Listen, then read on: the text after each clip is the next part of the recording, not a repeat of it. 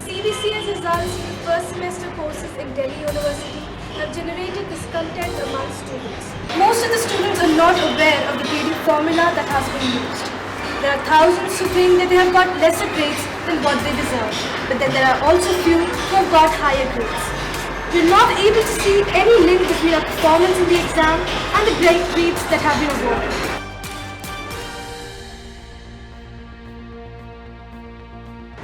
No breakup has been provided of the overall course grade, that is grades or marks obtained in the external examination, practical examination and internal assessment. The method of converting marks to grades have not been explained anywhere in the transcript. CBCS was pushed from above in Delhi University in the name of offering choice. But after one semester, students can clearly see that there is no choice. Further, there is dilution in the overall academic standards of the university.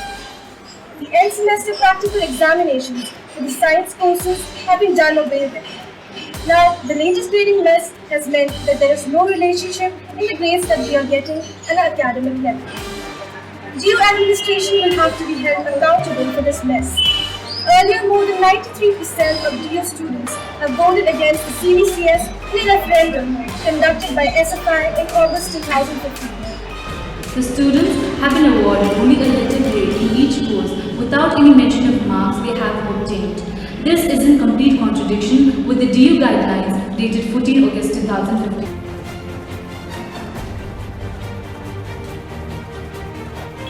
Further, not only such a design is mindless and unjust as such, but particularly so in case of students who may not be the most meritorious performers but do reasonably well in the examinations. They may often end up getting rather poor grades and get totally marginalized and discouraged by the system.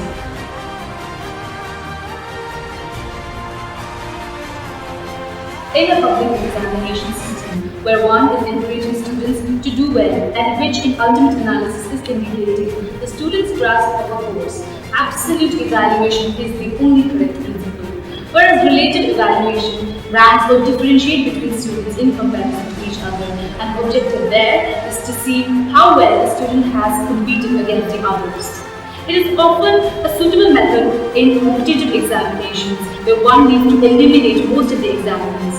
A public degree examination and evaluation system cannot and should not run based on a competitive principle. How can the university implement such a major change in the philosophy of evaluation from absolute to relative without any debate or deliberation in the academic bodies?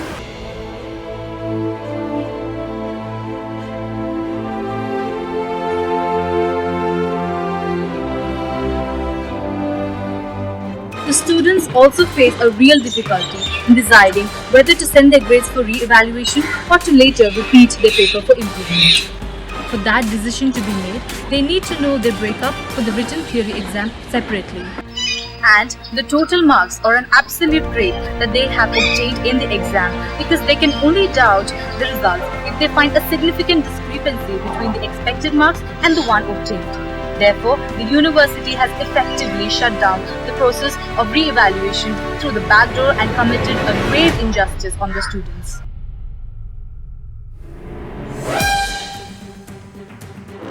We appeal you to join in a protest demonstration on 11 February at 1:30 p.m. in Arts Faculty Law Campus. We must say it loud and clear that we will not be lab rats in this neoliberal laboratory to carry on.